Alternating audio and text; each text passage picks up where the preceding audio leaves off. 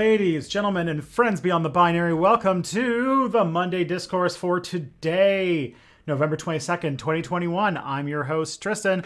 This is the fifth last Monday Discourse of 2021, and what's it called? And probably for several months. Appreciate every day is what I'm saying here. I am Tristan. I am the host of Step Back, the YouTube channel that you might be watching this on right now, which you can find at stepbackhistory.com.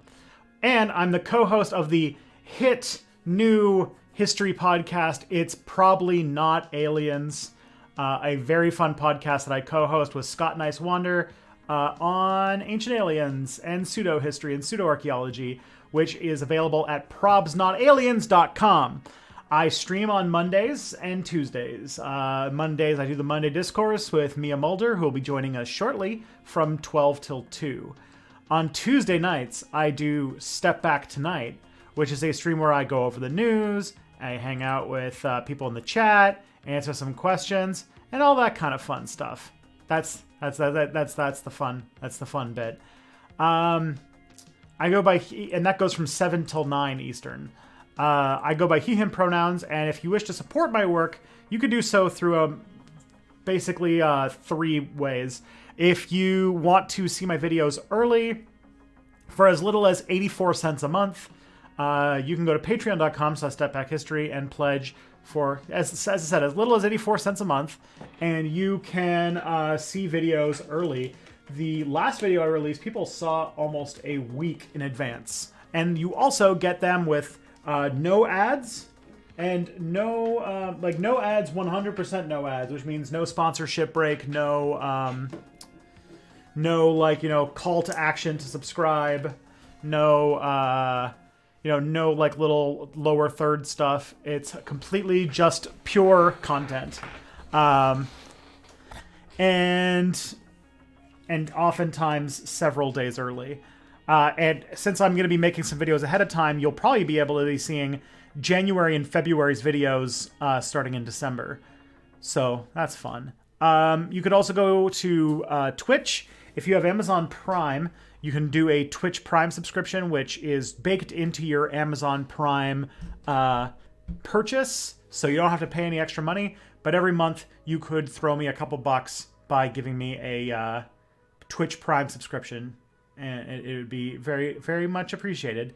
And if you do have a little bit of money, you want to do sort of like a one-time thing, you could do a Twitch subscription, you could do some bits, or you could do a super chat. They are all welcome, they're all appreciated, and of course, they are never necessary for being a full participating member of this stream.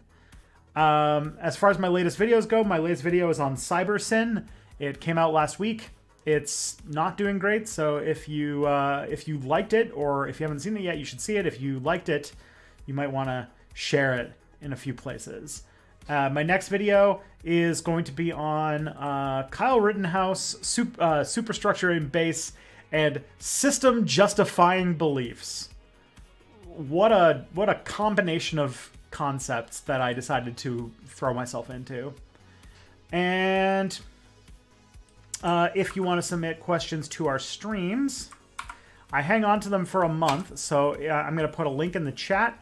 You can go to that link in the chat. It's a Google form, and you probably won't get your question read this stream. We have a lot of questions to get through today, but in a future stream, if you come back for the next month or so, it should show up in either one or two streams.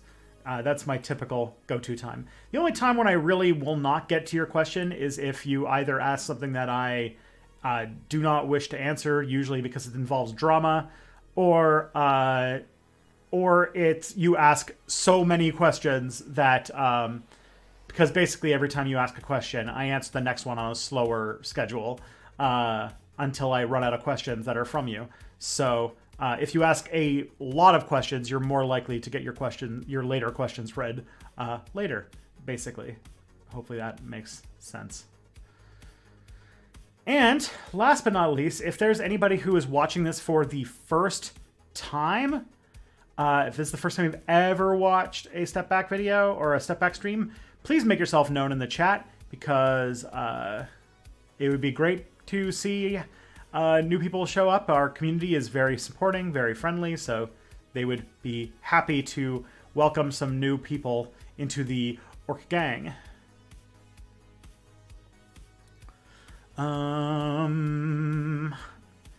With that, I think it's time to light the torches of Gondor to summon Mia into the stream. So let's do this.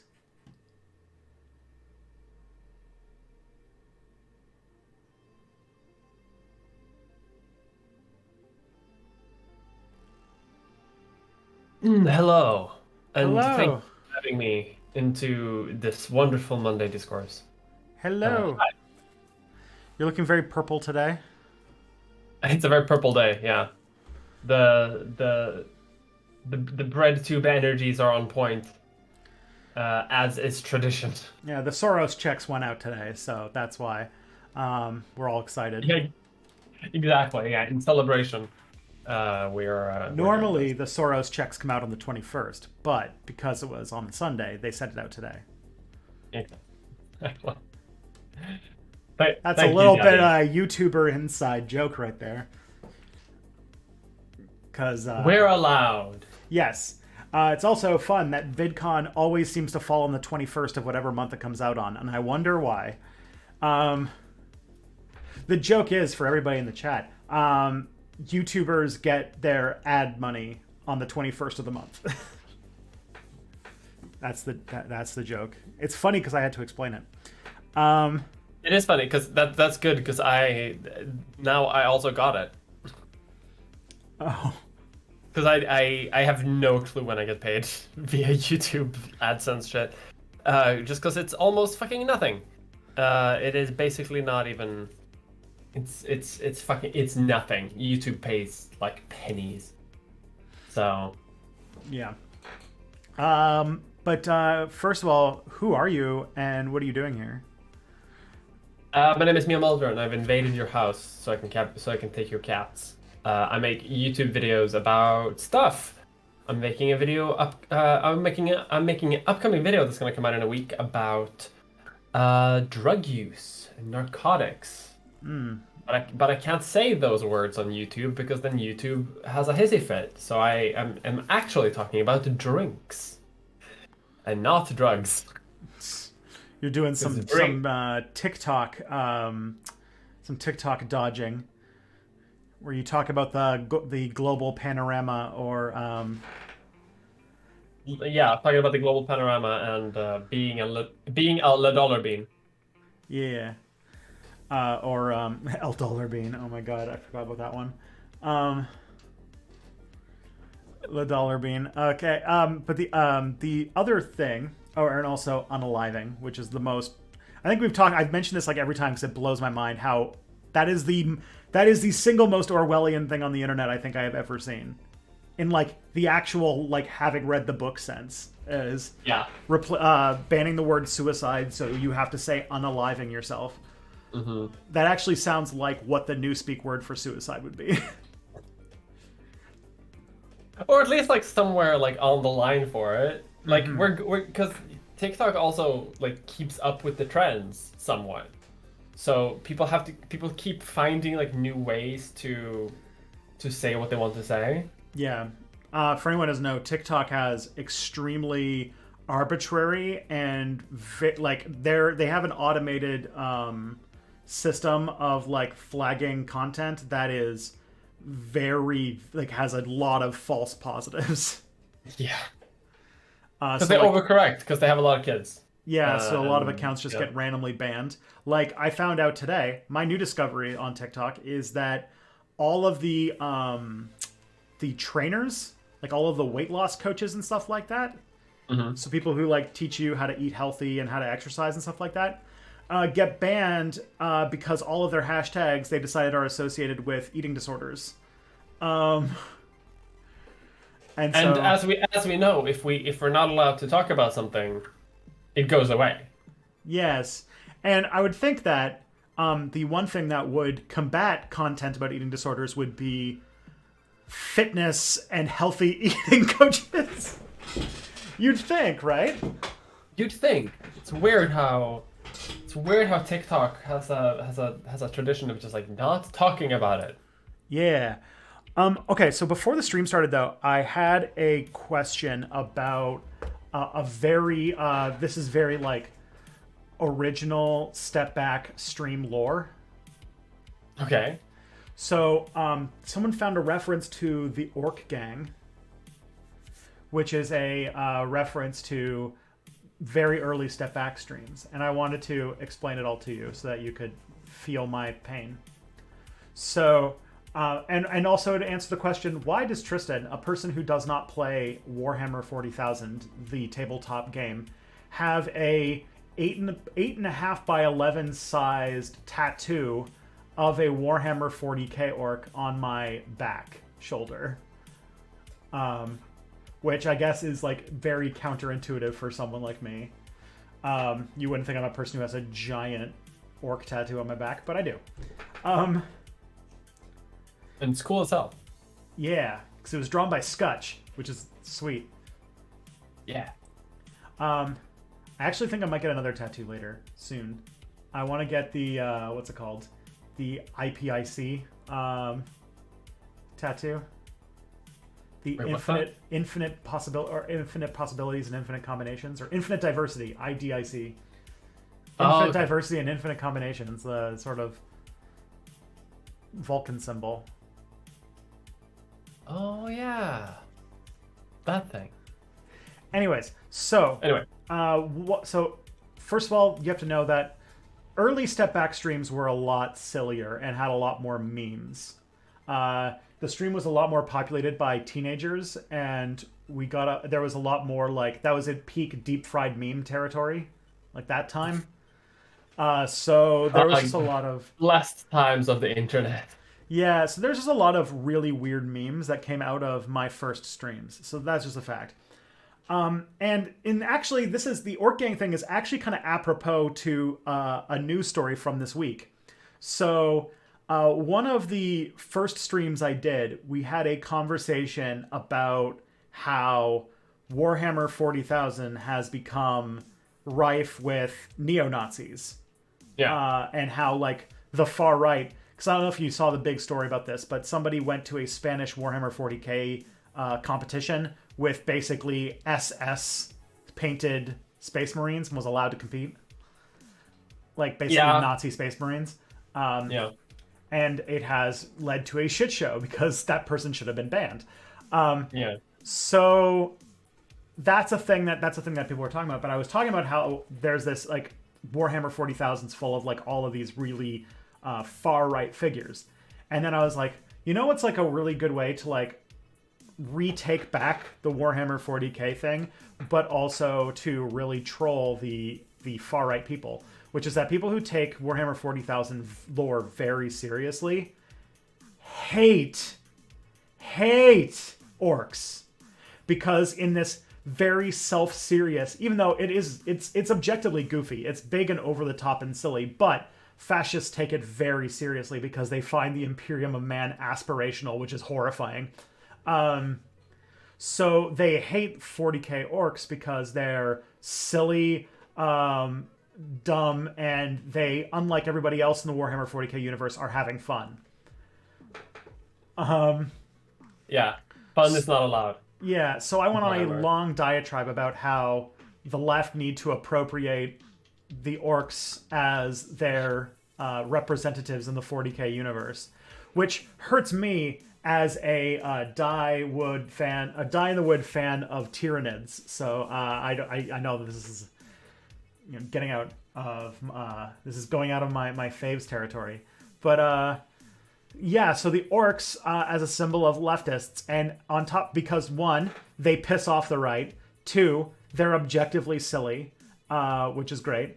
And three, that their power comes from like a kind of gestalt psychic consciousness where the more of them believing in something together makes it more powerful, and something feels very powerful about, like, left-wing ideas and such in that. Yeah. So that's that was my take, and it turned into a meme. People drew Warhammer 40k orcs that were like step back themed and all sorts of stuff, and so I decided I have Warhammer 40k orc with a sickle and hammer on its hips and a big anarchist symbol as its belt buckle and a step back logo on, like, as it's like, you know, those like samurai will have like those flags that kind of come up from their back. Yeah. It has one of Like those. like a banner. Yeah, with the SB step back symbol, and on it are impaled skulls of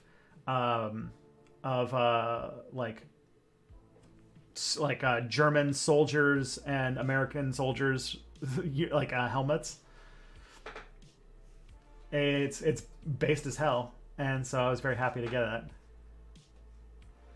And sometimes I just forget I have it because I can only see it with a mirror. But yeah. So that's why the Orc Gang thing is still a thing. Yeah, people in chat are saying no WOG, but class WOG. Exactly. Also, I had something I saved for you that somebody said on a stream on Tuesday. Oh. That fit into our conversation that we had. That was far too perfect to not mention, which is when talking about Dune history, like deep Dune history, you ask, how did they defeat the machines? Through jihad. Yes. That is all. How they defeat. Did we not make jokes in that vein? Maybe, I don't remember, but maybe, I don't know. There's a lot of good jihad jokes in Dune. Yes. So I appreciate that. All right. Let's see what I missed so much, chat. Okay. I follow one YouTube that uses the Panini. Okay. Let's see. Where are we? Let me get caught up. Okay. Wait. What on earth? So I'm not reading the same thing you are. So all I heard was you saying, I know one YouTuber who uses the Panini. It's Griffin McElroy. He makes a paninis. I was about to say, make myself a little sandwich. All right. Sarah Grace, Warhammer 40k, given how the orc technology depends on belief to function, does that mean that there's an important function for cheerleaders in their engineering? Yeah. Kinda. Isn't that like a little bit how their engineers work? Yeah, they just like slam pieces of scrap metal together, and their belief that it will work is how it works. So like their ships and tanks and guns all make absolutely no sense. They should not work in any engineering sense, but they just believe in it so hard that it works, which means that like weird like placebo effect stuff works. Like what's it called? Like the louder it is, the stronger the attack, and it goes faster if it's red because they believe that. So like if you put flames on your bike, it goes faster. Yeah, exactly. But like it actually does. It's beautiful. I love it. Yeah. It's so good. Other than that, the world's been real shitty this week. The white racist murder kid got away with murder. He did indeed. British Columbia, I guess, is underwater. Yeah, I hear half of Canada doesn't exist anymore. Yeah, British Columbia is having a lot of flooding. I have some family that have been either evacuated or they can't really go anywhere. So that's fun. Are any paths opened up there yet? In the sense of like, I don't know. I haven't been. I'm bad at following the news, and unfortunately, it's on the other side of the. I was about to say the other side of the planet, the other side of the country, which is literally on the other side of the continent. So. Yeah, I was about to say it's kinda. Yeah, it's on the other side of the second largest country on Earth. Hey, there's someone in the chat who got my Emma. Thanks for the Emma. It just arrived and I hung it on the wall. Awesome. I'm glad that it got to where it needed to go. I sent out my Emma Goldmans for the giveaway like a couple weeks ago. Nice. Hold them. Yeah. You want to talk about how a huge chunk of Canadian Twitter wants David Suzuki locked up for wrong thought? What? David Suzuki is like an environmental activist in Canada. What did he do? What did he say? Well, I guess if he's an environmentalist in Canada, I feel like that would be enough. Yeah, I imagine that it has to do with criticizing our hopeless dependence on the most destructive form of oil extraction on Earth. Statues, sorry, prints, photos. Somebody sent to my PO box 4 framed prints of Emma Goldman. And I'm like, I love Emma Goldman. I don't need 4 identical prints of the same picture, so I gave away 3 of them. That's fair. The global panini. Yeah. He said at a speech that if the government doesn't do something about climate change, they will start blowing up. Oh boy. I mean, he's right. He must be like, because he's like old now, and so he gives 0 fucks anymore. Yeah. That reminds me of didn't the New Yorker or some shit do a piece on like how to blow up an oil pipeline? I mean, like we're reaching that point. I feel like I have to make a video eventually about like eco-terrorism. Eco-terrorism is good, and absolutely no qualifications on that whatsoever. Exactly. Yeah. I have a PO box. Yes, I do. It's on the About tab of my profile. Do you have this? You have a PO box, right? I don't, but I'm gonna get one for the new year. Okay. I'm just like too broke from moving and like getting furniture for my new apartment. But once I actually can afford like anything anymore, I'm gonna get a PO box. Do it, because I don't know what kind of stuff you would end up getting, but I ended up on some Canadian history press's like reviewer list.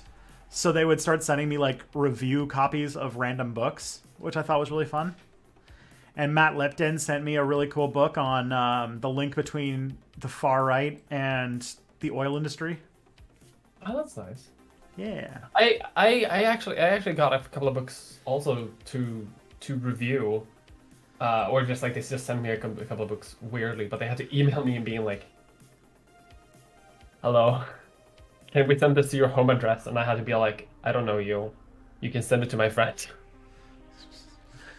My name is Harry Brewis. I live in the forest. Address: the Forest, United Kingdom. Somewhere in the UK. Maybe. The instructions in the 2-line are on the full moon, walk into the woods of Wales and be slow and alert, and make sure to telegraph your presence. Then you cut your hand with the ritual knife. And if you do it at the apex of the full moon, then he will come and you can deliver the package. He will come, and he will only accept the package if you also insult the person who made the CAD comic. Yes. He's hiding in all Control-Delete comics. Exactly. Yeah, you have to bring a framed cutout of a Control-Alt-Delete comic, and he will crawl out of it. Is it weird that that's consistently still my favorite H Bomber Guy video? It's honestly one of the best works that he's ever done. Like that one and the Flat Earth video, I think, are the 2 best ones. Yeah, I mean, I can see why it got like a mention by Polygon for being so good, because it's amazing. Yeah. Every year, Polygon makes a list of the best video essays, and I always make my hashtag goal to get on that list. I am so far from making that list. They know like 3 YouTubers, and they make the list. Plus, they usually want videos about people who talk about like movies and stuff, and I don't do that. Yeah, like more media analysis. That's eventually I'm gonna do my dip into Austin Powers, so maybe I'll have a chance. There you go. That's what we need. What else we got? Draw a pentagram with New Vegas in the center. Yeah, that's another way you can summon. You can summon him. If you insult New Vegas, he also appears, but you're not gonna make it out of that. Yeah, that's true. You can also, if you say Harry 3 times in the mirror while Star Wars Episode 1 is playing, then he crawls out of the TV like the lady in the ring. I like how we're both like huge fans of his work. I hope if he hears this, I hope we say this with love. Yeah. He makes such good content. He's a very good content man. It's just that also, if you ever know him personally, you know that he is about as easy to get to know, or as easy to get a hold of as a hermit who lives in the woods. Like, I have gotten DMs from him where I sent the message like over 4 months ago. Listen, he's busy. We don't know what he's doing, but he's doing something. He's doing something. He's in the video essay mine. No, he's in the video essay factory, hitting video essays with a big hammer. Yeah, I think the reason why it's like this is because he's always working on like 5 or 6 videos at a time, and like he actually had to hire somebody to get him to focus on one video for a while to get something out. Yeah. But he's always got like 4 or 5 videos that are like almost done. Yeah. I'm like I would obviously I would there's a part of me that would like to see more of his videos. I like how this is just like the H-Bomber guy review channel. Appreciation station. Exactly. But like the second I don't have to have sponsors in my videos anymore, like the second I can afford to live like a fairly comfortable life without having sponsors, or like being able to have like sponsors like way less than I already do, I'm going to adopt his methodology. Like I want to work like he does. I want to make like 4-hour videos about like a niche topic that I want to talk about. Mm-hmm. I want to talk about Dune 2000 for 3.5 hours.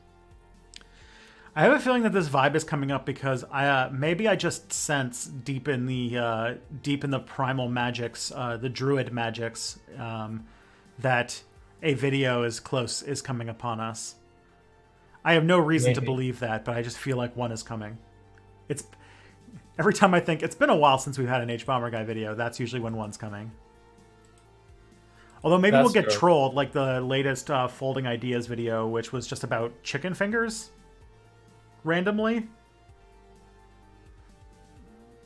That had an original 30-second song by the guy who makes the theme song for, whatchamacallit, for internet comment etiquette.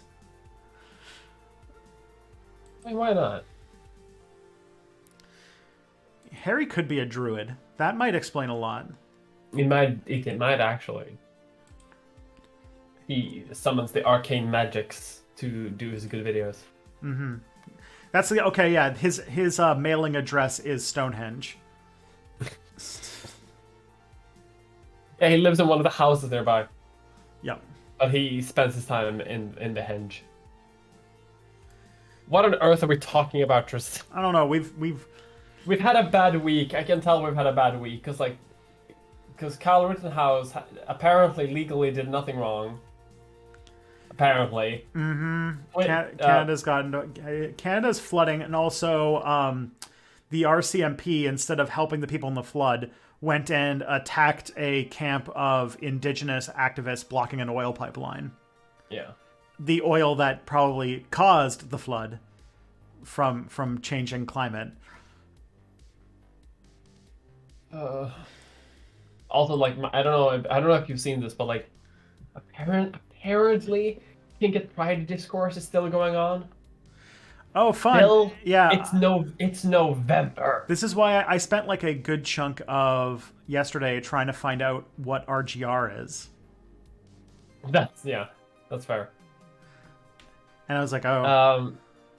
And also, yeah, this is a question kind of getting ahead, but I feel like it's apropos of the situation, that the official seal of cringe for this week can very much go to Bad Empanada. Oh shit! I can't even keep up with this. What did Bad Empanada do? The same thing that RGR did, basically. Oh, for fuck's sake! Um, but with a Yeah, bigger, I don't know. Yeah. they can have a shared stamp of cringe, Yes. official stamp of cringe. Uh, If you don't know what it is, thank yourself lucky. We shouldn't dig into it. We should start answering questions yes. because the last like 48 hours for me on Twitter has been like an absolute like nightmare. You don't want to know. I promise you. You don't want to know. Yeah. RGR is a Twitch streamer by the name of Riley Rochong who sucks. That's all you need to know.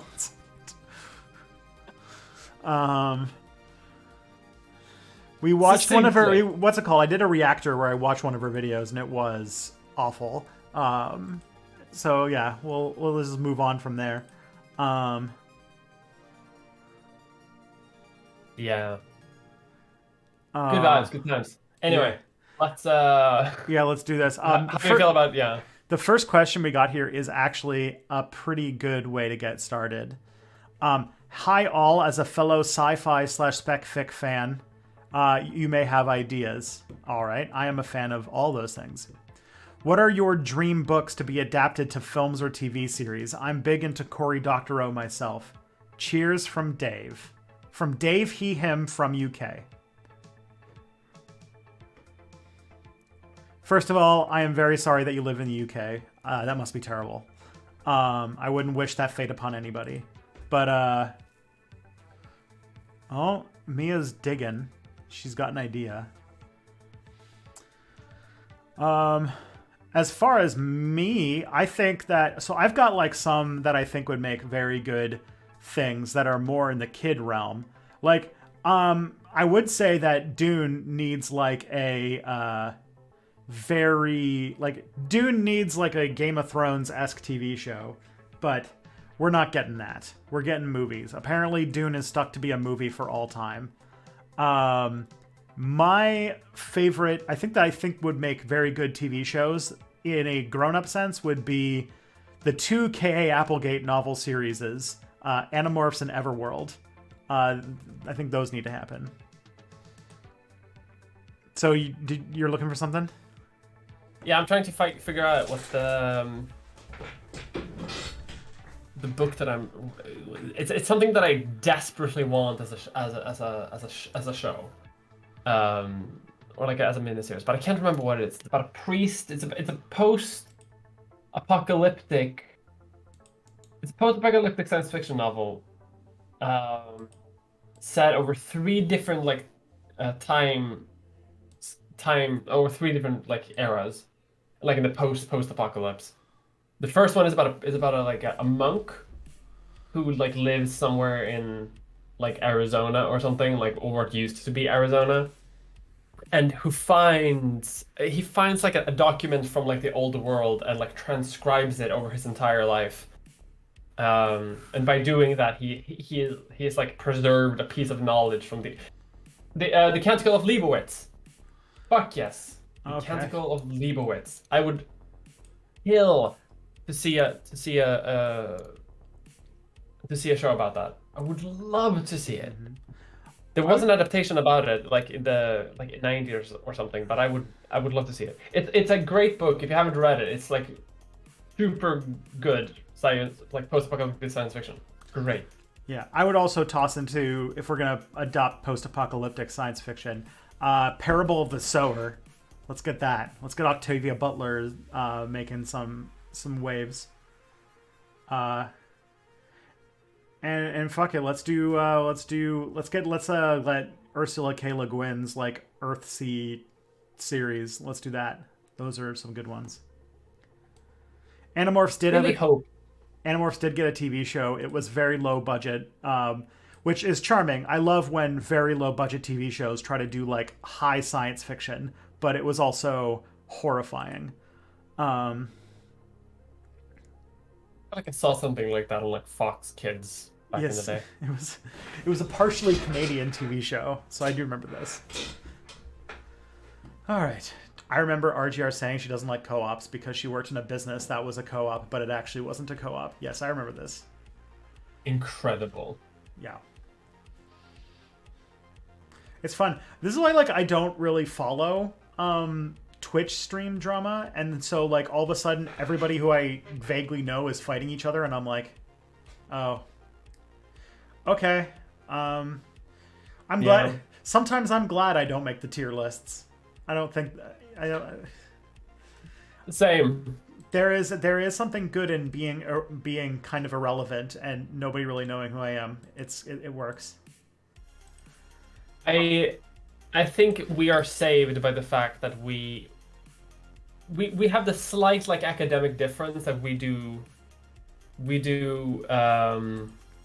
history rather than sort of like social commentary. I mean, we do social commentary, but I think like in the mind of like weird internet people, we belong to like a slightly different category, and that different category protects us. Yeah, we're like inoculated from like we're the ostracized very small left-wing minority of history YouTube.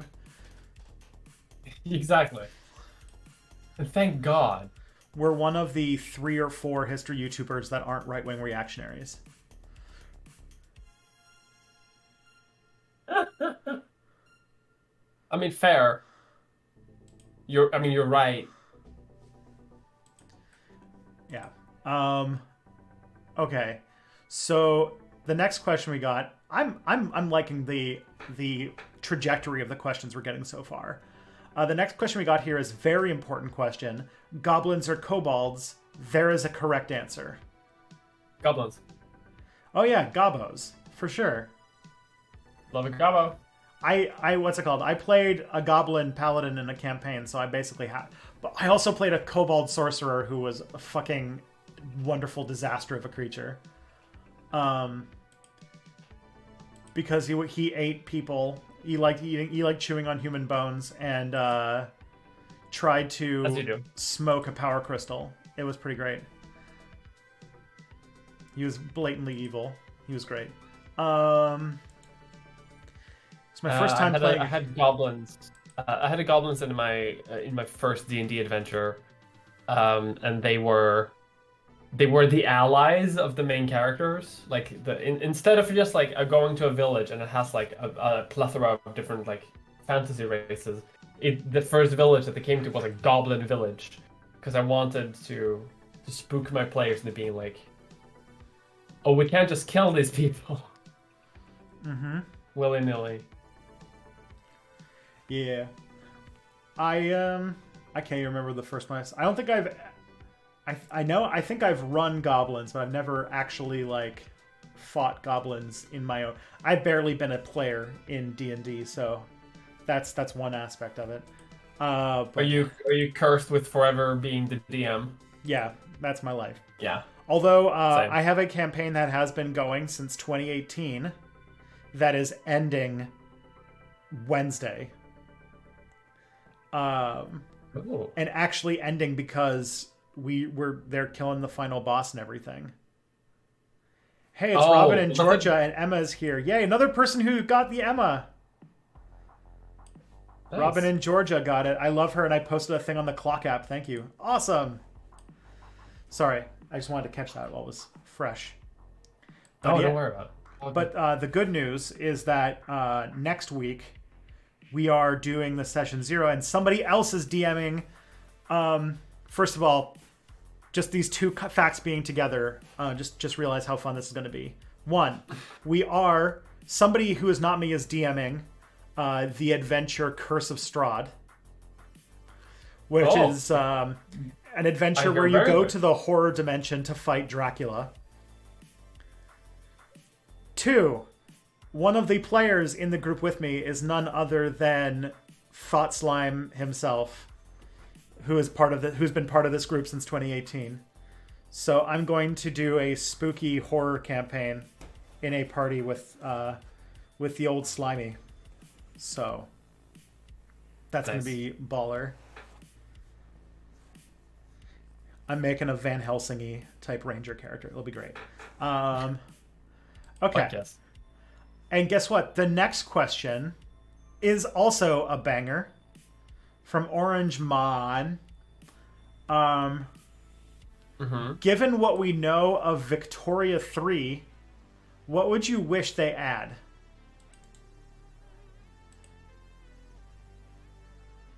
We don't know a lot about Victoria 3, do we?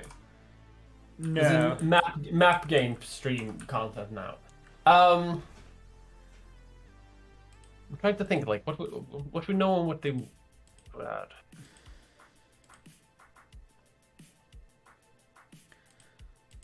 So they've got I watched the dev diary yesterday that's about like how they're adding that like war is literally just when diplomacy breaks.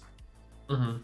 And that there's this whole thing about diplomatic plays where you try to claim something from someone else and they all like all these things sort of build up on each other and break down. I don't, cause the thing is like if there's something I hope that Victoria 2 is going to do is the fact that Victoria 2 had like monarchist, republican, fascist, and communist flags for every conceivable country, and I hope that stays. I also hope that stays. I mean, they're because with the whole interest group mechanic, it's I think they would have to like count countries differently, right? Because then it's not just like, because in Victoria 2, the countries like had like a form of government, but now we have like 4 different laws that dictate like who is in power, how many people get to vote, what's the economic system, and I think that could be pretty interesting. I think the main feature that I would want to add is probably when it comes to war, like the ability to change war as they go. But I'm thinking that might be something that happens like later in the like a late game feature in that sense. I really do want to. Like, I do somehow suspect that one of the there's going to be like some World War I like mod or expansion or something like that. That's going to be like one of the Great War. Like I feel like that's going to be a DLC. But I agree. Maybe. Yeah, like I agree. Like if I think that they're intending to do this, but I don't know how they're going to do it right to make like the time of the Crimean War feel appreciably different from World War One. Yeah, that's I think that's probably the main issue that I'm thinking about as well.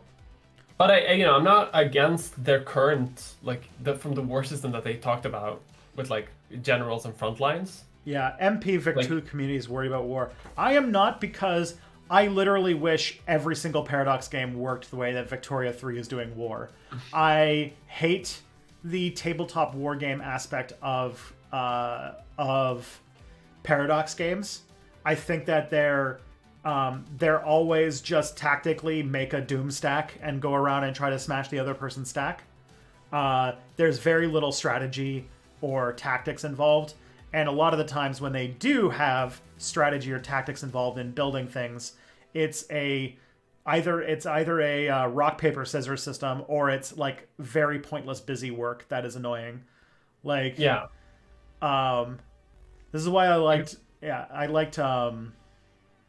like Crusader Kings' things a little bit better, because it was just, here's your blob of troops. But still, I feel like they put way too much development effort into the military aspect of every single game, and every single time it is the least interesting part of the game, yet it bleeds all the resources. Yeah.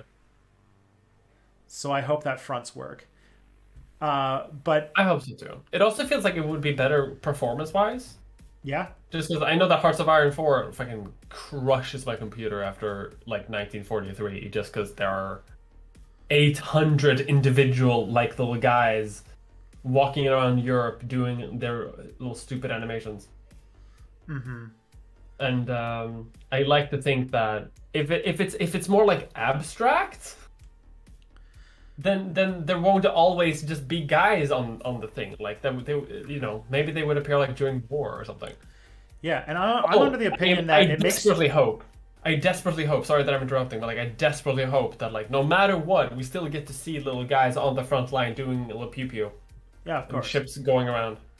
I would also like if. So the other thing too is that like the tactics game going away. I know that like the map, because like I know that there's people who like they only see Paradox games as a thing to move little pieces around.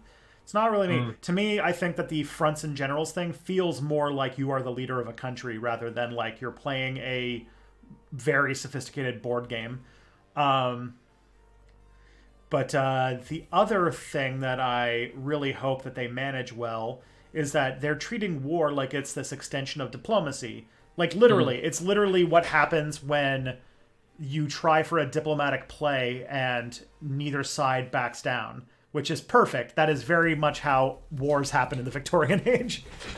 Yeah. Like proper like gunboat diplomacy. Yeah. Because you're just like, Prussia wants to conquer you now. And if you can't get a great power to back you up, there, and you just give in and get conquered or something. Yeah. But that's one thing I really like, the idea that like if you back down, they don't take everything that they want. Like they only take the like the primary goal, right? So to use the Second World War as an example, like Germany demands Danzig, for example, and you could just like say, okay, sure, and no one's gonna back me up on this. Sure, just take it, and then that's all they take, and you're safe for a little bit. And the more that you do these kinds of plays, the more infamous you get, and the more you're considered a threat on the world stage, which feels perfect. I do hope that that means that they have something that works and is fleshed out, because I feel like they're going to have to do a then different mechanic for things like revolutions and internal violence that won't work like war, which I hope there's something elegant that bridges those two systems so that a civil war and a regular war and a revolution and an insurgency all work well together. Yeah. But from what I'm actually like really excited about the possibility about, from what I've heard about revolutions and stuff like that, because I remember them saying like super early on that you could take the side of the rebels, which to me is great, because to me that's just like that would be like a really fun way to change the game. Like I feel like so many Paradox games like reach a point where things get like a little bit boring because you sort of achieved your goals, for like that type of playthrough, and it's kind of too late to change course a little bit because like you've already like put your way into what you're doing. But if you can have like a revolution and you can take the side of the rebels, then that would be fun. Because in that case you can just be like, cool, I have conquered half of Europe as the Russian Empire. Now it's time for me to join the Bolsheviks or whatever. Yeah, I can't wait to. I mean, obviously, it just means that my dream of Trotskyist Haitian anti-slavery crusade to just liberate all of the enslaved parts of the world will come true. Where Haiti just becomes a industrial powerhouse that is just attacking all of the colonial powers and ending slavery across the world. It'll be beautiful. Especially when I intervene on the side of the Union in the Civil War and invade Florida. Oh god, that would be very funny. I wonder how that would even work. You'd probably have to have DDR Jake level amount of being able to rapidly industrialize a country. I would just have to watch whatever DDR Jake's playthrough of Victoria 3 looks like so that I can learn how to absolutely break the game. But that is the playthrough I want to do. The other one is also a Campañero El Norte, which is to play as Mexico and conquer the United States. So, classic. I feel like, and replay my Victoria 2 Uber campaign of Super Quebec. I love Super Quebec. Yeah. It's such an interesting concept. I like it. The best part was that Quebec became the basically played Belgium's role in the race for Africa, the scramble for Africa. So like the entirety of Central Africa was Quebecois colonies, all the way up to modern day Somalia, and then at one point Oman became like a Quebecois like satellite state. Oh my god. Jesus Christ.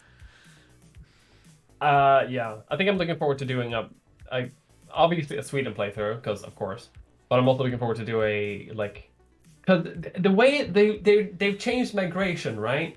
They've changed migration, so it's not just people go to America. They like people go to where it's nice. So I have this idea of like playing the free city of Krakow.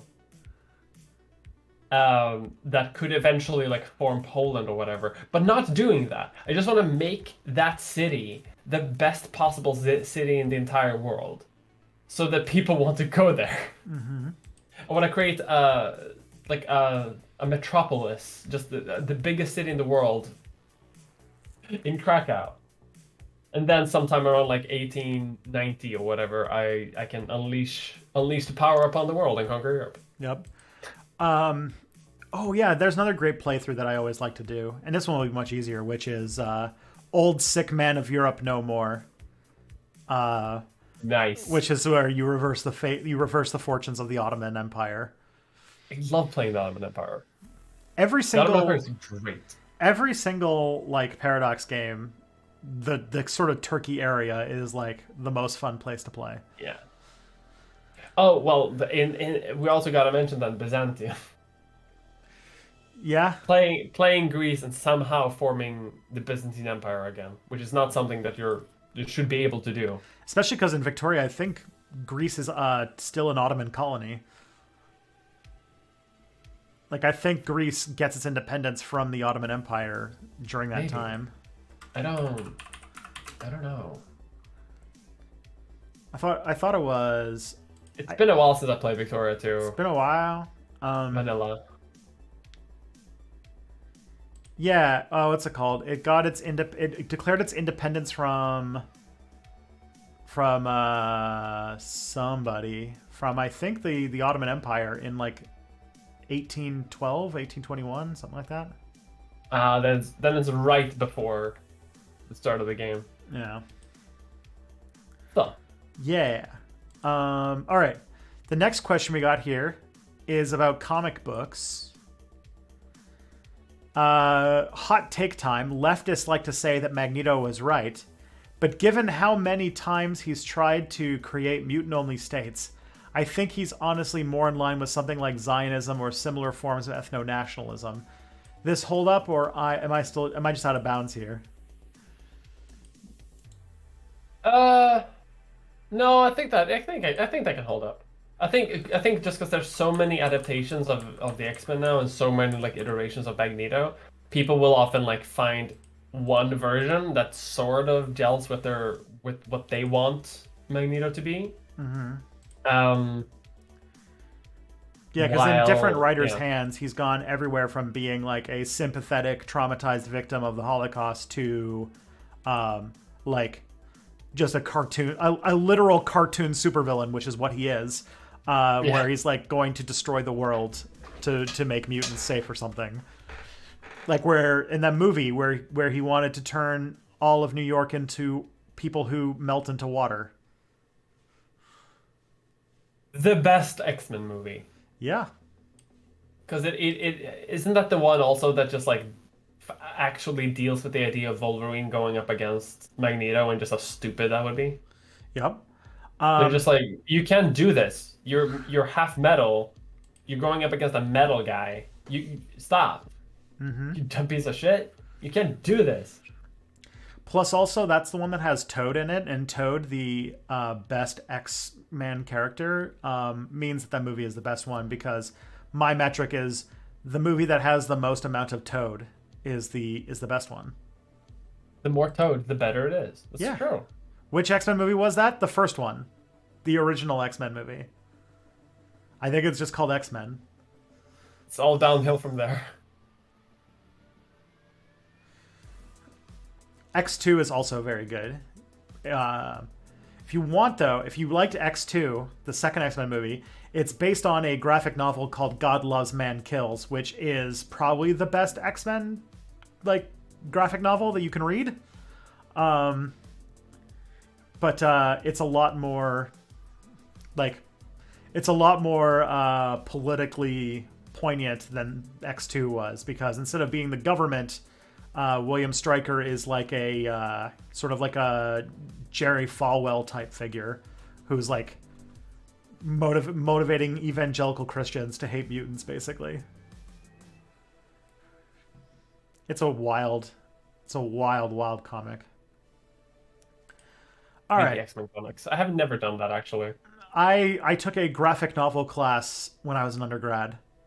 And we read God Loves, Man Kills as part of the reading for the class. So I had to read X-Men for school. For school? Yeah. Yeah, I mean, I guess. Yeah. I've read Nami for school, which isn't quite superhero comics, but still. Yeah, it was a fun class. It was also like, you know how like there's a special energy in those classes that are like from 7 to 10 p.m. They always have a fun energy going on. They do have a weird energy going on. The best kind of type of energy. Yeah. Like just it's a little bit disconnected from reality. It's a liminal space. It is. It feels like the university is a liminal space at that time. So yeah, it is. It's weird.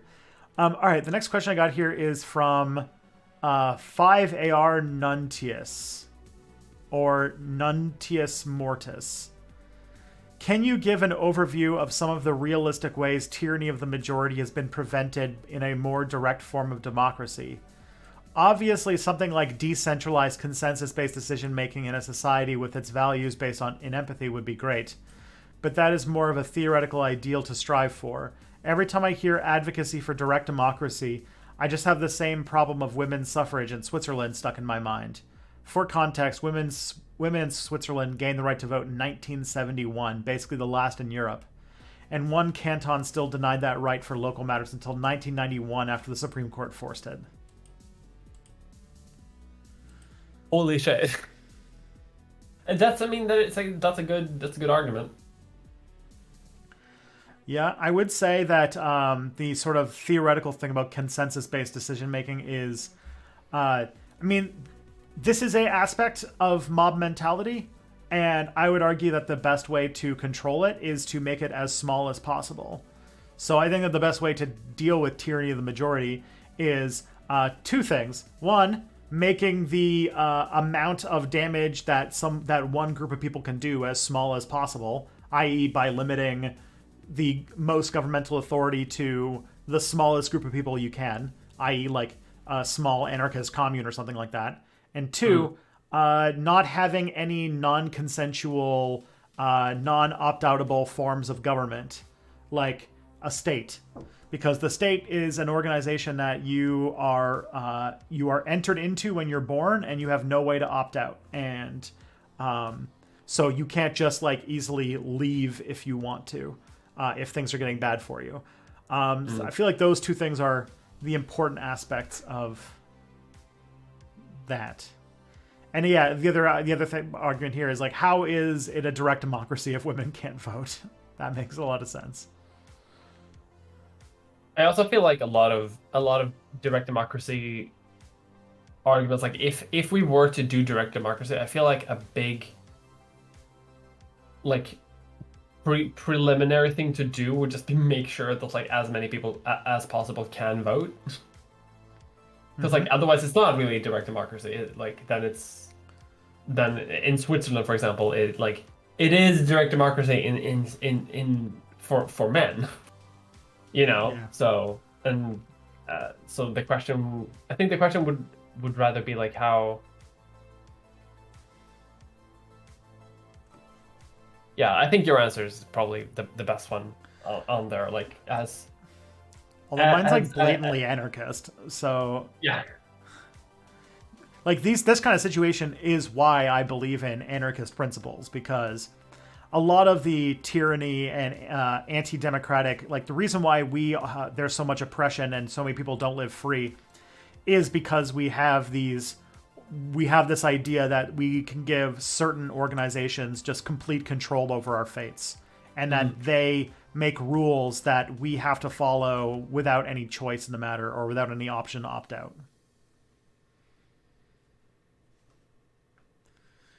And also, the other way to solve things is, of course, my patented perfect voting system with no complications or problems whatsoever, where your vote counts to an extent that is the average age minus the average lifespan minus your age. And yes, that does include if you are over the average age, your votes count in reverse. You subtract votes from who you voted for. I do like that, though. Yes. I am in favor of the system.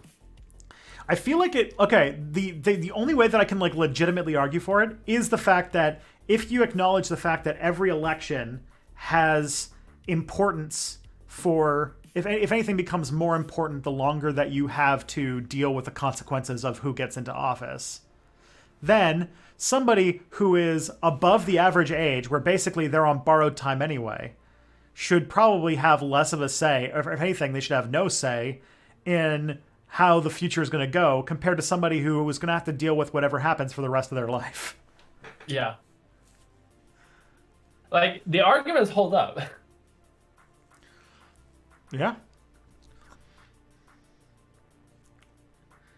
Let's also forget that ancient direct democracies use sortition or consensus building. That is true. That's another good one to use, which is a sortition process where you don't elect people, but it's still democratic because the elected body is made, or the deciding body is made up of a lottery of everybody in the society. So it's done randomly. So it's democratic, but it doesn't have elections, which also, like, if we had to have states, does feel like a better solution than like the way that we do things now with elections. Yeah. Where it's like, yeah, a lottery. Yeah. Like, it's seen as a part of like civil duty, like Euro duty. Yeah. Like, now you have to be in the government for a while. I love this voting idea, Tristakova, is still floating around. Yes, I will not rest until people take this, till they take this ridiculous idea seriously. Yeah. It also provides really good incentives for people to raise the average vote, the average age. Yeah. Right. Yeah. Which would directly, like, incentivize, like, investments in healthcare and like education access for poor people, because that is what dictates the average life expectancy, because young people die quicker, and that lowers the expectancy. That's the big thing that lowers it. And in many ways, that balances, like, one of the arguments you could make is, well, if you do that, then all the policy will be geared towards benefiting young people, and older, like, policies that help older people won't happen. But it's like, no, because the people who are voting now know that when they are old, they will not have political power. So they have to set things up so that they're ready. And that includes healthcare, which not only gives you more political agency as an older person, but it will, it's literally the perfect system. I don't understand. It's so wrong, but it's perfect. I don't understand. Yeah. I remember an early criticism of it was like, how would we do retirement plans? And it's like, everyone I know in my age, like, none of us has retirement plans, but we all want them. Mm-hmm. Right? Just because we know that we're gonna need them eventually. Mm-hmm. The more we talk about this, the more in favor of the system I'm actually becoming. Yeah. And the thing is, if it happens, non-ironically. Yeah. The thing is that if it happens too, we would take things like climate change so much more seriously. We would take things like healthcare so much more seriously. Like, instead of like just focusing on like home ownership and all this stuff that like only boomers care about. Mm-hmm. Or yeah, because like young people actually like like climate change is the perfect issue for why this voting system needs to happen, because it's one of those things where everybody who is in power is like 70,000 years old, and like they're rich because, you know, older people, because all the poor people die younger, older people tend to be richer. So So old people like have all the power, and they have zero investment in the future because they're going to be dead by the time climate change like really gets bad for everybody. So they don't do anything about it, and because they were raised during the Cold War, they think that like anytime the government does anything, it's communism. So this way, people who are like, have one foot out the door already get like either no or negative votes. It's perfect. It is perfect. Yeah. Because the priorities would be climate change, income inequality, work precarity, like all things that would make our economy and life better for pretty much everybody. It would also potentially lead to the to Zoomer politicians, and we would have an influencer president much quicker. This is true. But this is a cost we will have to bear. Yes, the first TikToker president. God no, we can't have the first TikToker president before we have the first YouTuber president. Mm-hmm. Just wait until we find a second pillar for this, where 50% of your vote weight comes from the difference between the average lifespan and your age, and the other 50% comes from the average wage or the average yearly income and your income. Oh shit! Listen, you're... So if you make zero, the people who are the people who have the most votes on that front are the people who make $0. Listen, you're making. Listen, we all we need to do is sit down with like a mathematician or something to like figure out the point system here to make it perfect. I legitimately, I'm not kidding around right now. Like in the future when you have time, because obviously you're gonna be busy soon. But like in the future when you have time, I desperately want to write with you a paper on this, or like a white paper, like a manifesto. I don't know. I want to make a manifesto with you so bad. We're gonna be the new. Yeah, we're the new Marx and Engels. Exactly, but I want to figure out how this can work. It doesn't. We don't have to actually like advocate for it, but I need to know if it could work. I want to create a system, an actual point system, and I want to put it through like a few simulations. And if it works, I would lose my mind. And this literally is the beginning of Johnsonism, Mulderist thought, which was literally a meme like a few months ago. Uphold Johnson's Mulderist thought. Yes. Dictatorship of the young and poor. Listen, it would work. Because the thing is, the poorer you are, the more public policy will have an impact on your life because you have less security to back up. Because if you're rich, you already have like your parallel fucking society. Yeah. So if you're rich, the economy doing like if your interests don't get represented, you can weather it easier than if you're poor. It's yeah. And I'm also like this would also because the age thing would incentivize investments in health and long-term planning.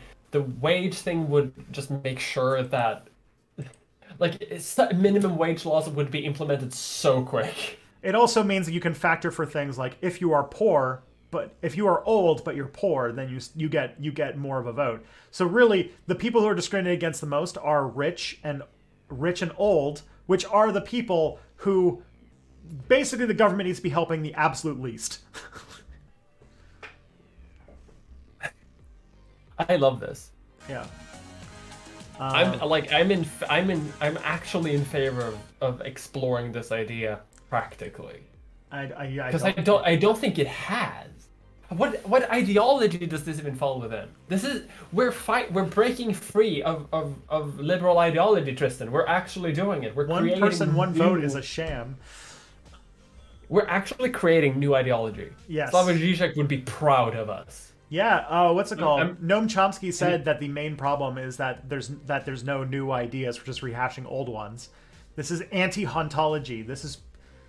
We're inventing new politics. Yes, ageism. Ageism is the new politics. Create new voting system. age and wage based.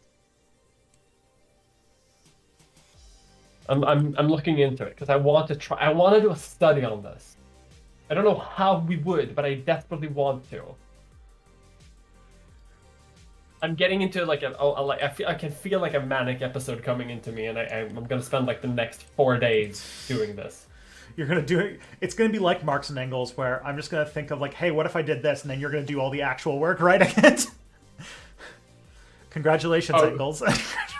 I'm just gonna go get drunk for like a year straight while I live in your house, and you do all the work.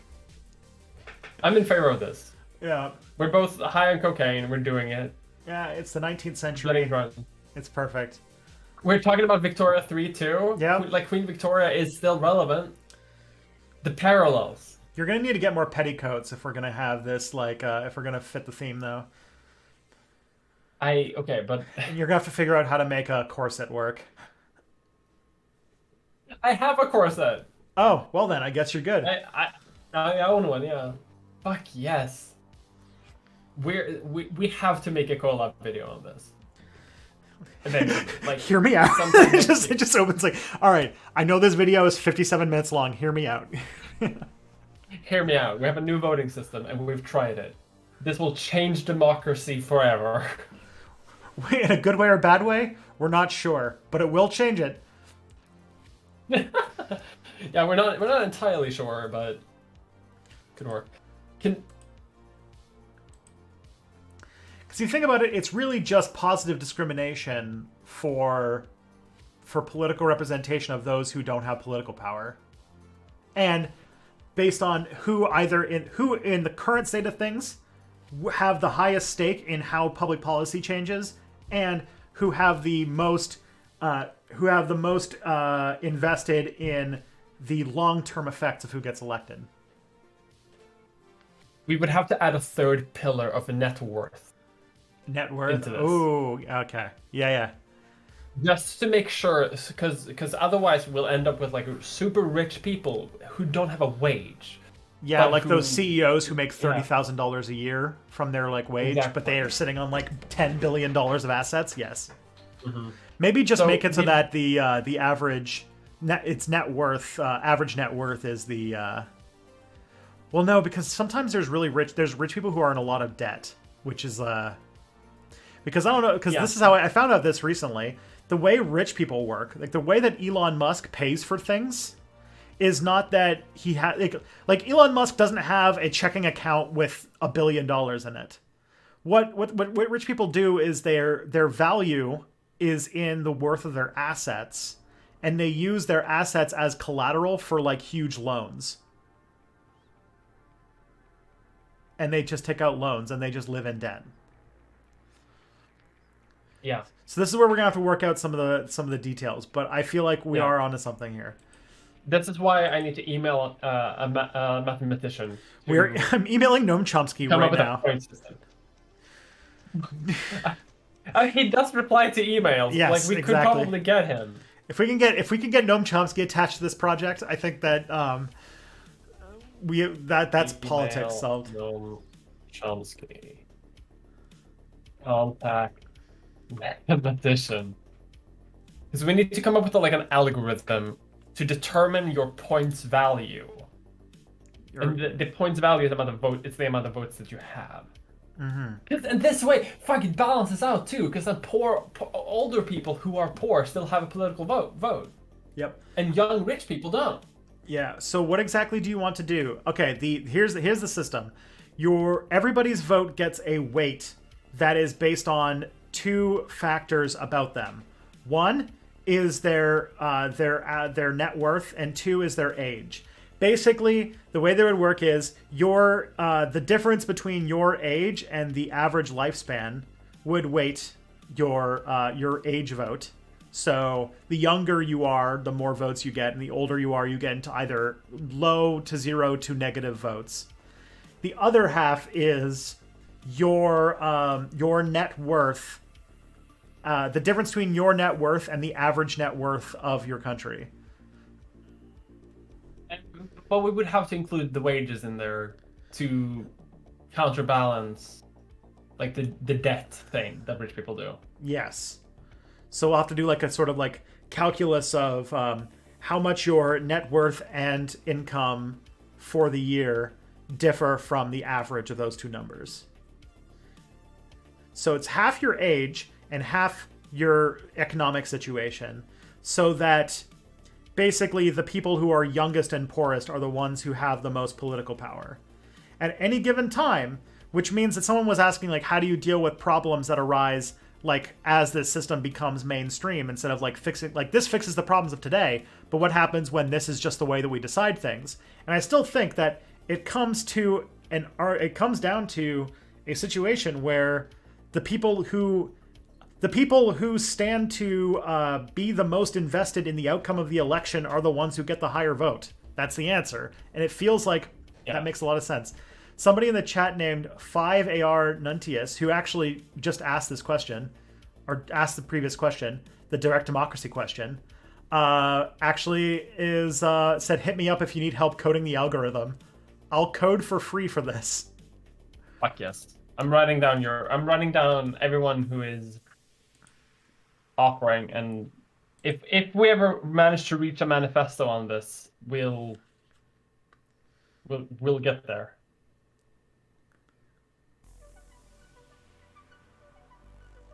That's great. Okay, well, we solved. If we can make this mainstream, we've solved politics. Yeah, we solved democracy. Johnson's and Mulderism is now official. All we need to do now is like hang out at that bar in Vienna. Yeah. And then we're good. Mm-hmm. The only real difference is that I'm on a medication where I can't get drunk, so that will be difficult. But besides that, what's it called? It'll be 21st century. Instead of getting drunk, I'll just smoke a lot of weed. So instead of Vienna, we just do Amsterdam. Yeah, the center of intellectual thought, for the modern age. I'm legitimately down for this. Mm-hmm. When I can go to Europe. Someone's saying if we could test it in a kind of game, like that's what I'm saying. Like not only would I want to have like an algorithm for the point system, I would want to take that algorithm and try to do like a simulation and see what would happen with it. Like I would like to try that. I know that they have political simulations. I know that they exist. No, I would want to do this. Yes. Okay, so we have some more questions that people want to answer. Although I just really want to quickly say that this would mean that, because thank you Kevin Stewart for pointing this out. Every election cycle there would be the most powerful voter. Yeah, one person would have the most votes. I feel like that's cool, because what you could do is that like what's it called? The press could actually like do an interview of like the most and least powerful voter. I feel like that would be an interesting study of the sort of poles of society at that point. The richest, oldest person and the youngest, poorest person. I've already found the first glitch with the system. I'm sorry, because this means that some young people will try to put themselves into as much debt as humanly possible and become as poor as possible so that they can have more political power in the upcoming election. But at the end of the day, with this is where the simulations ought to fit in, because millions of people, like, it would average out. Yeah, like how much could you metagame it? Like that's what I'm thinking. Like how much could you fuck with it? I guess that would depend on the algorithm. Okay, we need to. And maybe your weight, maybe the weight of your vote just is it has to be kept secret, like it's a secret number. Yeah, no one knows. The only people who know are the counters. Because all you need to know is their age and have access to their tax return, right? So yeah. So that calculation could be done during the vote tally. It wouldn't have like no one would need to know it except for like of the vote tally system. Mm-hmm. The people could calculate it themselves. Not if the algorithm is secret.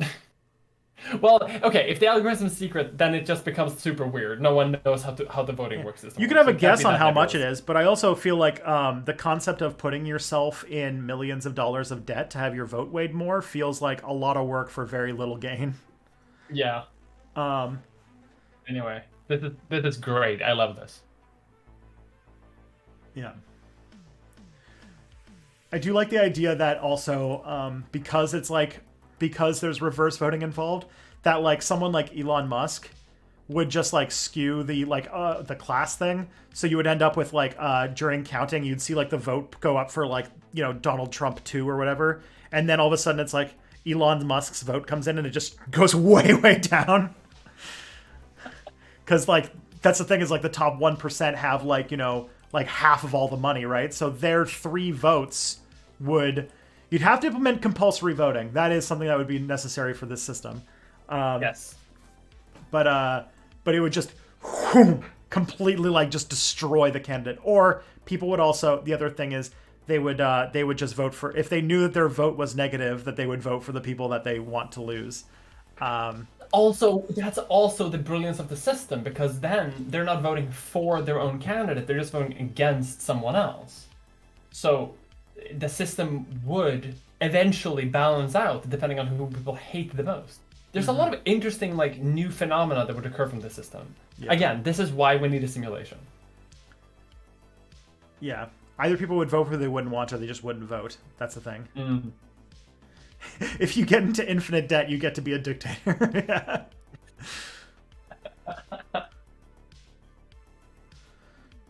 So and God, also I love- all of the all of the policy priorities and all of the campaigning would be focused on younger and poorer people, which would just be like that means that they would have to focus on issues that actually matter instead of like homeowner like lowering taxes and stuff. Yeah. No, I'm very much in favor of this. Okay. I like this. Maybe if we normalize it to 0, so your vote can't go lower than 0. Maybe that'll work. Yeah. Maybe that'll work. But Okay, let's we spent like half an hour on this. We have to move on. Yes. We're gonna return to this several times, I think. Yep. All right. Next question we got here is: it has been demonstrated that the more educated one is, the more liberal/left-leaning they are. In that case, if tertiary education up to PhD was compulsory for everyone, would left-wing ideas be more widespread? You can leave aside the obvious economic benefits of an economy full of doctorate holders for this question, and also assume all vocational work has been integrated into the university system. I feel like that's often a stereotype about educated people, and when you know educated people, it becomes less and less true. Like, I don't think there's a lot of like in my experience in academia, there are about as many left-wing academics as there are like left-wing normal people. There's definitely fewer conservatives, like there are definitely fewer like just random reactionaries, but there are still like there's still the economics department. It's still full of right-wing weirdos. There's still there's I still know people. I knew a guy when I was in grad school who was a PhD student who watched a lot of like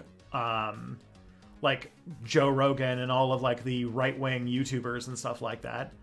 And had to have a years-long conversion process to basically talk the misogyny out of them. So like those people still exist, especially in STEM. Like when you get into like the hard sciences, there's still a lot of right-wing people. And in the fields that people think are like, bastions of leftism, like history, sociology, and stuff like that, it's mostly liberals. At least here.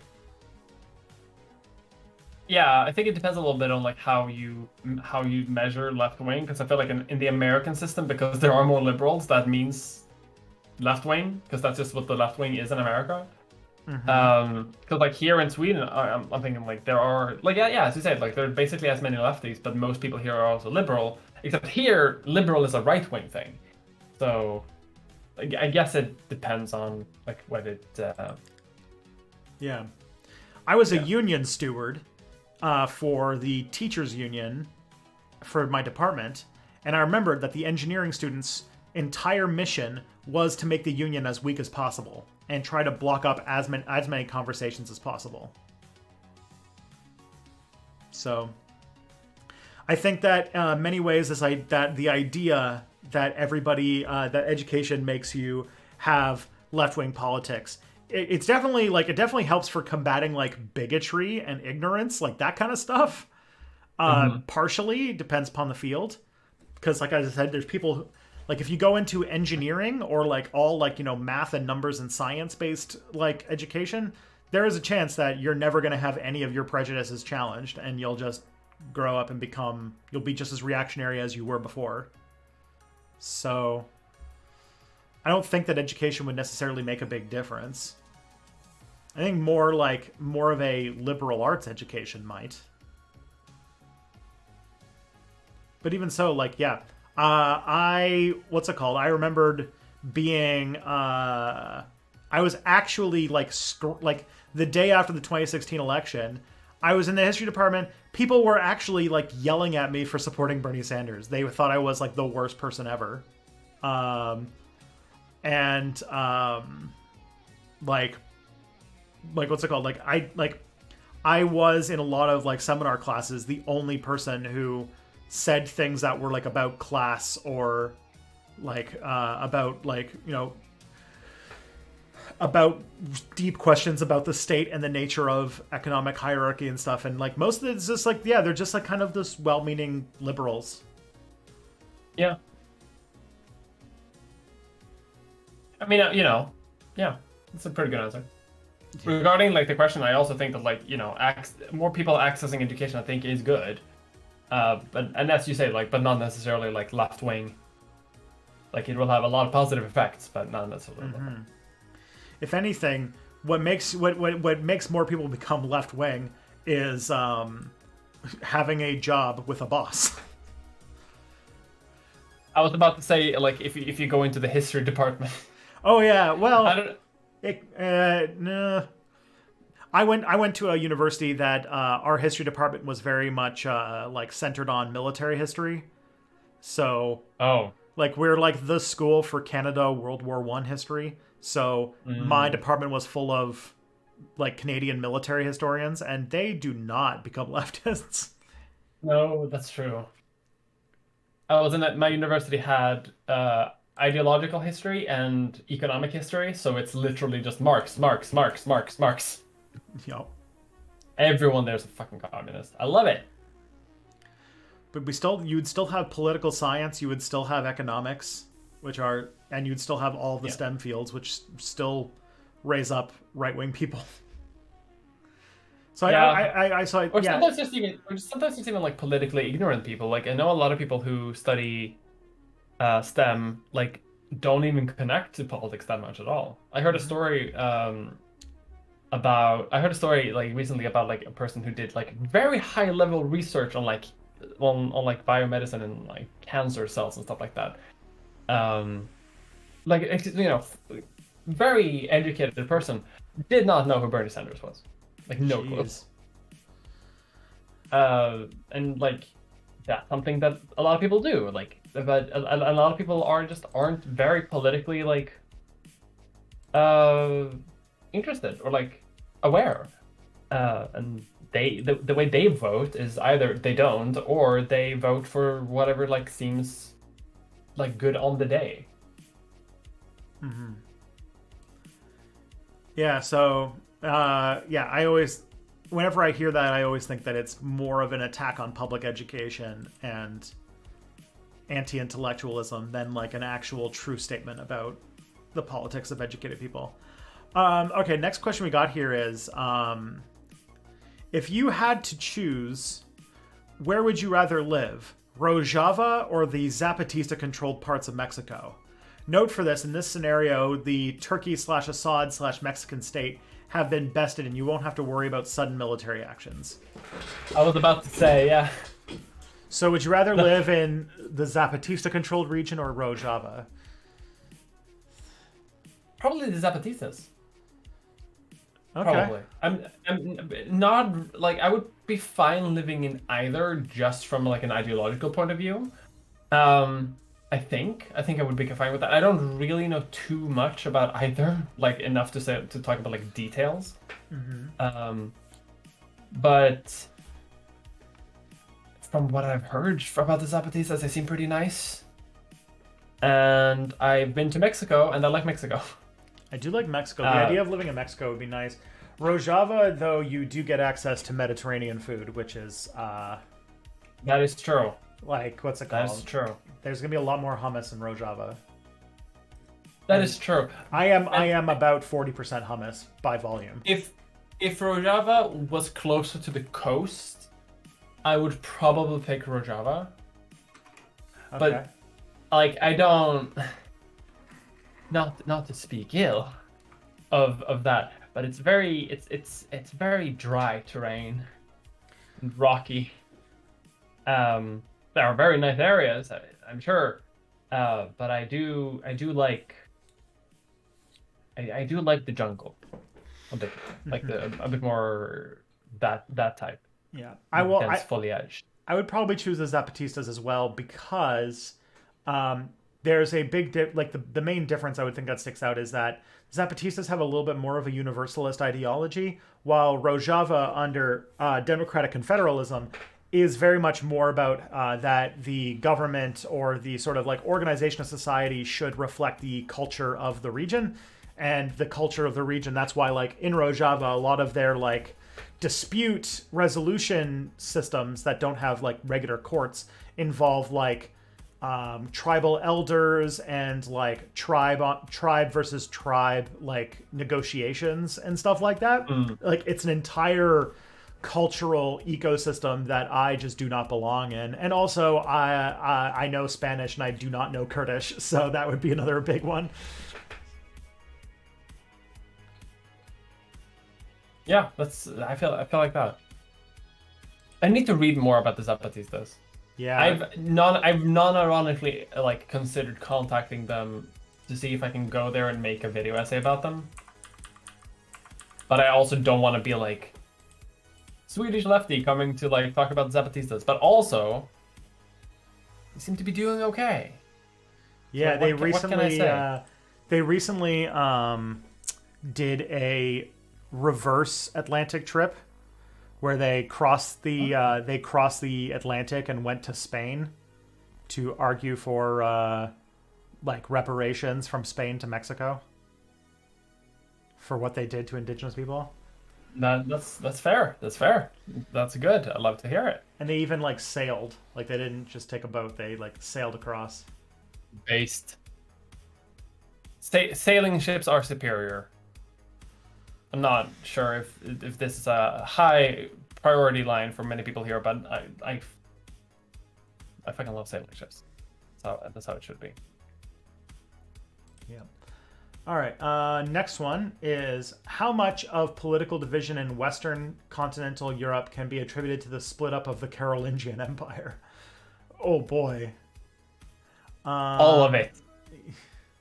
They're still fighting over whether or not his name was Carl or Charlemagne. Exactly. Carloman or Charlemagne. Yeah. Yeah. You might have a better answer to this than I do. Could you repeat the first just words of the question? Sure. How much of political divisions in Western and continental Europe can be attributed to the split up of the Carolingian Empire? I mean, when you go back into it, like the reason why France and Germany are different countries kind of have to do that.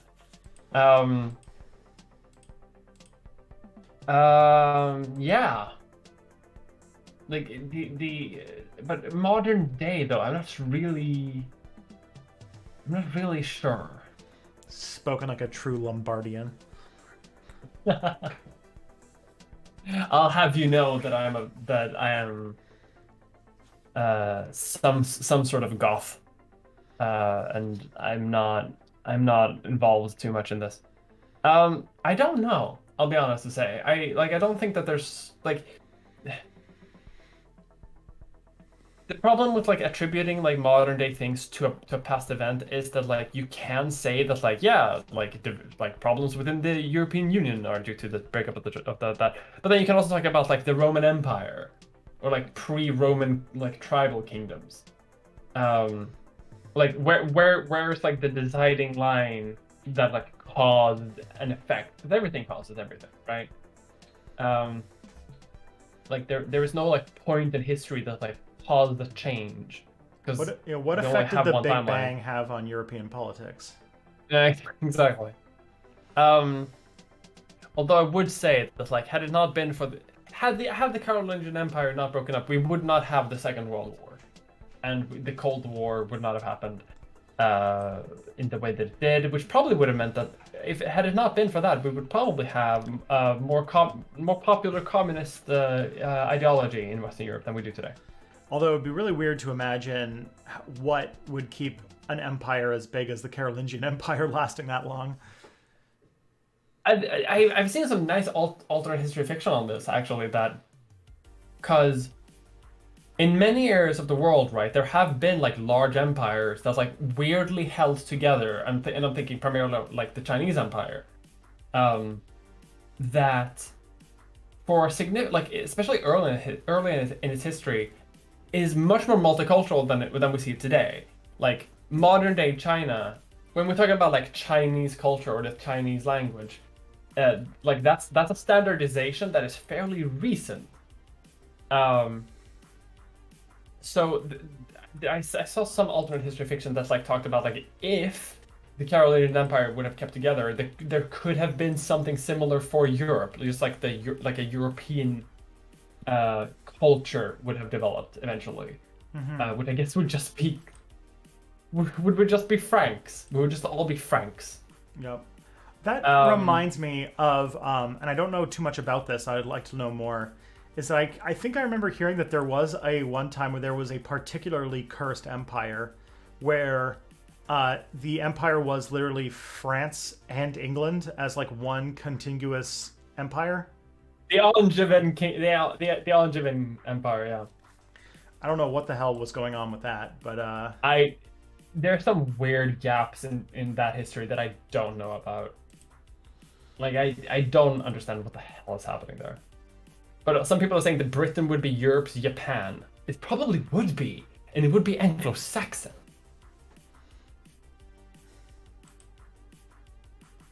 Oh yeah, that would like what's it called? If you think about it that way, then like yeah, the entire linguistic history of Europe would be forever changed because French and German probably wouldn't have differentiated as much. So there would be some like weird pidgin language of German, French, or German and Latin, like which would probably be closer to English than what English would sound like at that point. Oh no, like you. By sheer coincidence. By sheer coincidence, if it hadn't broken up, all of Europe would be England, except for England, which would be Saxon. Yeah. England would be German, whereas all of Europe would be English. So okay, well, in that sense, we are in the good timeline. Yes. Well, it'd be interesting because it would be a language that would be built of the same constituent languages, but probably in a completely like because without William the Conqueror and sort of that Norman aspect of British history, it would be this weird mix of German and French and Nordic languages, but it would be completely combined through a different history. So it would be like it would be a language that would just be surprisingly similar to English, but not quite English. Yeah. Yeah, I mean that would work. What would Ireland be? Like, they'd be Gaelic. They'd be Druids. Yeah, I guess they would be second Japan too. Japan too. Extra Japan. It'd be Hawaii. The sequel to Japan. Ireland. I would love this though. Like I need to make an alternate history fiction about United Continental Europe. Because it's actually like a miracle. Like if the military historian gets into me. Like a big reason why people talk about like why Europe became so many different small countries. One theory, and it's my favorite theory, is just that we have too many peninsulas. Like there's too many peninsulas. Mm-hmm. Most continents don't have these many peninsulas. Because it's easy to defend and like unify a big cohesive landmass. Such as like various empires throughout the world. But when you have a bunch of peninsulas, you have to cross over water. Water is easy to defend at, and that alone makes it easy for like cultural divergence and shit like that. Um, Support but big HRE. that's what it would become, wouldn't it? Because, like, I think the thing about those really big empires that last a long time do so because they have a very light touch when it comes to controlling people. Yeah, that's how the Chinese did. So we would just be the big Holy Roman Empire. Big HRE. Imagine the all of the wonders of the internal mechanisms of the Holy Roman Empire, but it's all of Europe forever. So basically, this is it would be very similar to the HRE under what's it called when the King of Spain was the ruler of the HRE. I'm trying to remember what that the one that ended with Carlos II. Yeah, I don't even remember what that sort of period is called, but yeah, Carlos II, because there- he was also emperor of the Holy Roman Empire, I think. yes, it was that because it's also that weird time where when you're studying the early history of newspapers, you're like, why are all of the Dutch newspapers in Spanish? Yeah, because fun, weird historical. Weird. But there would have been some like what's it called, like kind of coalition because like when you see with like Spain, right? Because Spain had multiple languages that then had to coalesce under Castilian domination to make what's modern day Spanish. So you would have had something in that vein with big HRE. That's what I mean. Like we would end up with some sort of like over time, like as centralization happens, like as in China, I guess language would slowly become more and more standardized under the main dialect, which I guess would be Frankish. Which, as you say, is this weird combination of like Germanic languages, but also Latin and like Proto-French. Yeah, probably add like you'd also have weird like languages like Visigothic, Gallic. Yeah, like weird local dialects. Yeah. I'm very in favor of this because I can also imagine that the only way an empire like this would even survive would be like not having crusades. Mm-hmm. We're just like letting people have their religion, which means that in this timeline, I'm still Norse, I think. Remember at the beginning of the stream where I said the stream used to be more silly and have more memes, and now it has less, and then we did this stream? I recently got a cartography license thing because I'm a nerd who loves map. You're gonna make the Carolingian Empire in an ArcGIS or something? Yes, I'm going to make a modern day interpretation of of a united Europe under the Carolingian Empire. Wait, if you did cartography, does that mean you know ArcGIS now? No, I don't actually know anything about it. I have the software to do it. Okay. I have to learn how to do it first also. Because I took like one ArcGIS class and I was so confused. For those in the chat, ArcGIS is basically the program that modern day people use to make maps. It's like the map program, like for professionals. Yeah. I've opened up that software a few times, and every time I see it, I cry. Yeah, because it's like extremely complicated. Yeah, because it's like made for actual professional map making. Mm-hmm.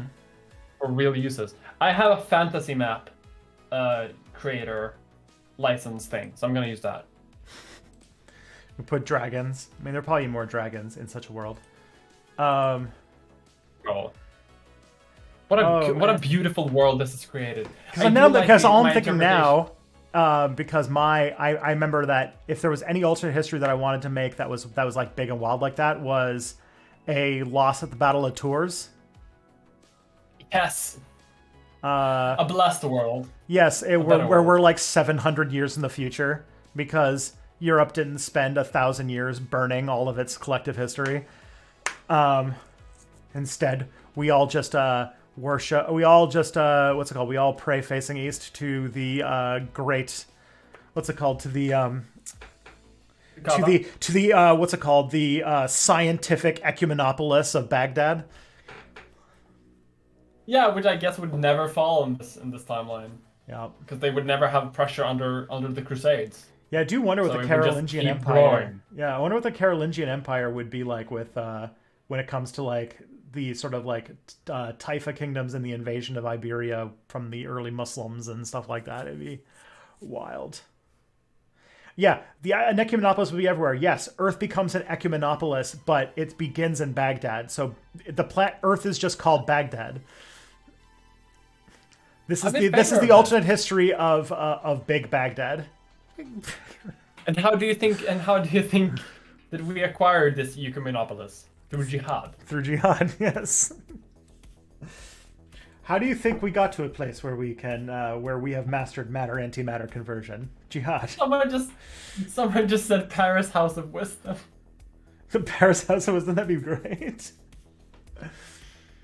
I do like an idea of like us exploring the universe and we have to carry a device with us that can, in 3D space, always point towards Mecca, so that we all know what direction to pray, no matter what spaceship we're on. I'm writing down ideas here for like multiple alternate history short stories that I want to do. And maps. Maps. Yeah, I'm gonna do this in all maps. All right. So we've done shit. Big Baghdad, big HRE. We are so. This stream has a very particular energy that I don't know where it's coming from, but I like it. You can tell that we've had a bad week from the amount of like paradox map painting posting we're doing in this stream today. The other thing too is this week I went down like a hyper focus hole on RimWorld because I bought the expansion for RimWorld recently. And it involved space Muslims, so I just went wild. Wonderful. Yeah, they did some updates to that. I got it when it just released, and it was not good. But I know that they've done a bunch of updates to it, and I want to try it again. Because it looks fun. Because now we can make, like, religion/ideologies. Yeah. Including, like, you can just patch things together, and there's, like, aesthetics. So I made, like, the first one I played through, I did hyper-collectivist Muslims. So we'll see where that goes. Nice. All right. Next question we got here is, so the Russian Empire managed to become the USSR without most of the colonized people getting independent and establishing universal suffrage. I know Soviet democracy was a joke, but stay with me. While obviously a Russian-run country, most of the republics in 1991 voted to keep the Union. Do you think that the other European empires could have gone the same route instead of breaking up? I know the Imperial Federation of French Algeria were at best lame attempts at this and at worst racist. And how would the colonies/federal states look like today if they did? France wanted to do this so bad. Yeah, I don't think it would work because I think that colonized people were very fucking sick of their European overlords. Yeah. I mean, yeah, that's sort of how it went. Like, obviously it could have worked, but only in a world where everyone as part of that union felt like equal participants.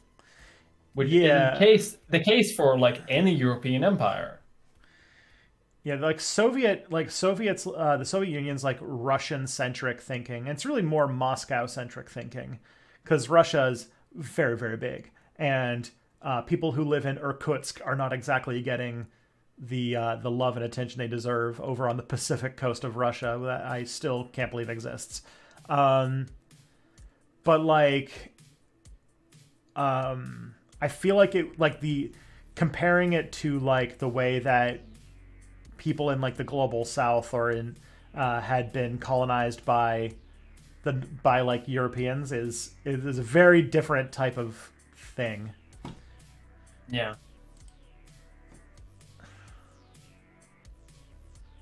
And yet also that it was contiguous, like there wasn't like oceans separating them. Yeah, I feel like that does a lot to help with like political independence. Mm-hmm. I do wonder, maybe that's why the Ottomans were so stable, is because their empire was all contiguous.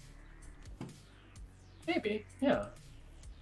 I mean, I think it's easier to sort of like relate to your empire if you can plausibly walk to the capital. Plus, also there was stuff like shared language, Yeah. like even though the languages are different, like for example, Ukrainian and Russian are mutually intelligible languages. And there is while like Estonian and Latvian and like stuff are not. I don't think that Estonian is mutually intelligible with Russian. I don't even think it's a Slavic language.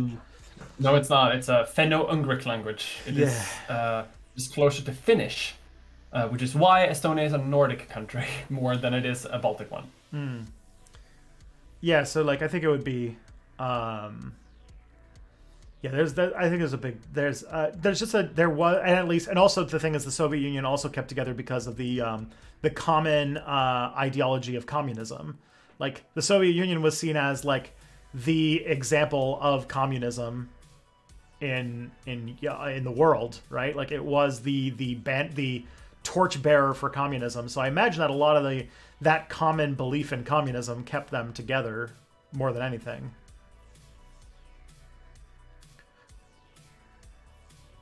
Yeah, probably. Finnish and Estonian something are that's mutually intelligible. They are. I didn't say they were. I know that what's it called?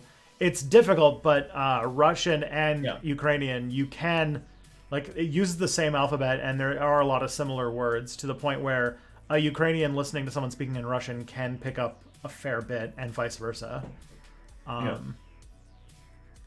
It's not as mutually intelligible as like Urdu and Hindi, which is like virtually the same language with just different alphabets. But they are still like similar. Like they are similar enough languages that they can understand each other.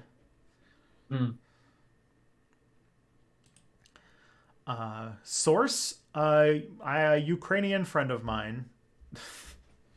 And then there's just also the fact that under the Soviet Union, most people learned Russian in whatever country they were. Like one of my friends who's from Azerbaijan, like most Azerbaijanis know Russian. Yeah, same thing in like Moldova, like Belarus, and like the Baltic countries too. Like a lot of Estonians just know Russian. What about Belarusian? It's practical. It's for the same reason that I know fucking English. Yeah, although Nordic countries are particularly good at teaching English to their people. Like, don't you guys start learning English like from like the age of 5? Not really. We start learning from the age of like, I think we start learning from the age of 9. Okay. Something like that. I'm not really sure. But before then, there's kids do know like phrases and stuff. I guess it's different when it's because English is such a dominating language that everyone just sees it, whether or not it's the language they speak. It's just kind of everywhere. Yeah, and it's like in every piece of media. So it's just it gets in there eventually. Yeah. Which is a thing that me as a native English speaker wouldn't notice. Yeah. All right. I remember learning English specifically so that I could play better video games. Makes sense. When you play video games today, what language do you default to English still? Like if you have the option or no? In video games? Yeah, like if there is Swedish as an option, do you choose it or? I don't think I've ever seen Swedish be an option in a video game. Like not even in your map painting games? No, not even then. They don't release Paradox games in Swedish? That's so weird. They don't do it anymore. They used to. I have on my computer Svea Rike 2, which is like it's Crusader Kings.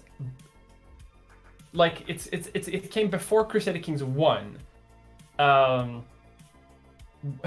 Where battles are like playing chess. Okay. Everything is turn-based. There is no like time going. It's a great game. I need to play that on stream sometime and show you because it's great. And it's all in Swedish. There is no English option. It's an exclusively Swedish game. set in Sweden. It's wild. It's so good shit. But now, obviously, you can't make a company do that. Like you need to sell to English speakers. Yeah. Sorry. It sucks that the language that dominates the world is like one of the dumbest languages. And it's like, it has very few rules, but just way too many words. Yeah. So it'll take you a day to learn the grammar and a lifetime to learn all the words. And all the fucking exceptions and shit. Yeah. That's, yeah. What's it called? English just improvs its grammar. Just like, makes it up as it goes along. Well, so does Swedish. Germanic languages unite. Like fucking improvising our way through it. Yeah, just by having no version of the Académie Française to keep things together. I remembered when I was in undergrad, I had a bunch of German students as friends, and they were all freaking out because the like German language authority decided to get rid of like some complex compound word rule where like if a word ends with two F's and the next one starts with an F, you only use two F's, and they got rid of it so you could move to three F's, and it was a very big deal. Because apparently now the word for ship captain has three F's in a row, which is wild. My God. That is very the Schifffahrt.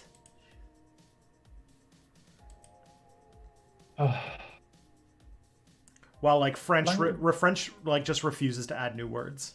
It's just like French would go backwards if they could. French would remove words if it could. Yeah. Yeah, Schifffahrt. All right. Yeah. Now we need to go to some more important questions, like who'd win in a fight, Sasquatch or a werewolf? Werewolf. Yeah, like, what's it called? That's not even a question. Yeah. Werewolves are less lethal. Like they can't die as easily. Whereas a Sasquatch is just like a guy. This is a monkey. Where is Sasquatch gonna get a silver bullet? He's got a gun. If Sasquatch has a gun, that's a different story. Hang on. Okay. Do you know the Hellboy comic where one character says, "Is that a monkey?" And the Hellboy says, "He's got a gun," and it's just a monkey with a gun, just blam, blam. That would be that fight. If Sasquatch Hellboy has done this fight, I think that werewolf would lose to Sasquatch with a gun. Yes. Right. But otherwise, no silver. You can't really beat a werewolf without silver. I need that silver. Otherwise, that's like trying to beat a vampire without a wooden stake. Like, there's no way to do it. There's no way. Yeah. All right. The next question is really long, so maybe we... okay, maybe this question you can do in like the 2 minutes we've got left. Question for Mia about the Varangian Guard. Do you know... Okay, I'm about to pronounce some words. Do you know much about the Grekland Stenarna? Apparently they were written for Norsemen who went to Byzantium. I'm just gonna send you the word because this is. I don't think this is not. I don't know what this is. This is too many. This is too Swedish for my knowledge. I've never heard. Yes, so that is Greklandstenarna, which means the stones from Greece or the Greek stones. But I've never heard of that. I've never heard anything about that. Well, if I Google for it in English, it shows up. Thank you. But apparently, the Greek runestones are about 30 runestones containing information related to voyages made by Norsemen to the Byzantine Empire. They were made during the Viking Age. Yada yada yada. I probably read a few of these actually, because they're a lot of them is in where I live now and where I used to live before I moved. Yeah, Greekland. And travel to Greece. Stones are in size. From what I can see about this, most of them seem to say like to be in testament of like warriors who went there and died. Apparently, the Perseus lion, which is now in Venice because Venice took a lot of shit from the Byzantines, has runic scriptures on it. That's fun. Man, Vikings just end up in the weirdest places. So we traveled. I do want to like something. I just like the imagining in my head like the river Vikings. That'd be so fun. Like just Vikings going down the what's it called, the Russian. I don't remember what the name of the river is, but oh yeah, like the Kiev, like over by the Kiev River and stuff like that, and yeah, like through Poland and shit. I do love like what Vikings would write, because you'd think it would, you think it's like something very cool and nice. Every single time, it's always something stupid like Ingrid Haraldardóttir made runes for herself. She would go east. And Fotter made these runes. That's the other, yeah. Vikings had like no imagination. Like they would like their runes are always just like, this is a big rune. My name is Oleg. Oh, that reminds me of my favorite runes. This might be in England or somewhere in northern Germany. I'm not super sure. I'm not sure that they're Viking or not. Well, okay. There's one in the Hagia Sophia that just says like, Eric was here. They weren't like they weren't graffiti, bro. They weren't artistic. They just liked writing their names on things. And then there's like a huge, like in a cave, I think, like there's this gigantic runes for like several meters up in the air, like gigantic, one of the biggest runes ever found. And it took them years to translate because they thought that the size would be it's hard to decipher, first of all, and they thought that like because it's big, it has to be something monumental, and it turns out it just says this is a big rock, or like this is a big rune. Yeah, like yes. A lot of times when they translate runes, they find out that it's just a label for the thing that it's on. They're basically like Ben Garrison making a comic. This is what it says. Logan Scott Anderson says it. This is very high. That is what it says. Yes, very high up on a big rock. Just like, this is very high. That is the most Viking thing, because you could tell, like, obviously, like, he was, like, dared to climb a big rock. And, like, it's just, like, it was just an entire culture of, like, frat guys. Yeah, just jocks. It's an entire jock culture. That's it. Yeah. All right. I'm just gonna commission this guy, pay him like the amount of like almost a half lifetime's worth of wages to write down on some rocks here so that people remember me. And it's just like I'm heading to Greece. Bye. That's it. Why would you do that? Nordic shit posting. Yeah, exactly. Like, because you can just imagine some guy in the Varangian Guard just walking around the Hagia Sophia, being bored and just being like, fuck it. They're climbing the rocks again. My own name. All Getting into trouble. Yeah. I love it. So we are a little bit past our time. Would you, before we go and say hello to Emily, you should tell everybody where they can consume Mia content. You can consume Mia content on miamulder.com. It will take you to my YouTube channel, or you can listen to Leechfest, which is my medical history podcast that I do with a close friend. We just recorded an episode about plastic surgery, so you should go check out that. Yeah. It's not out yet, but when it's out, you can listen to it. And yeah, we're gonna go rate Emily. And everybody, this has been great. I'll be back tomorrow. Take care of yourselves. Take care of each other. It's a Bones Day, so get that stuff done, and see you on the other side.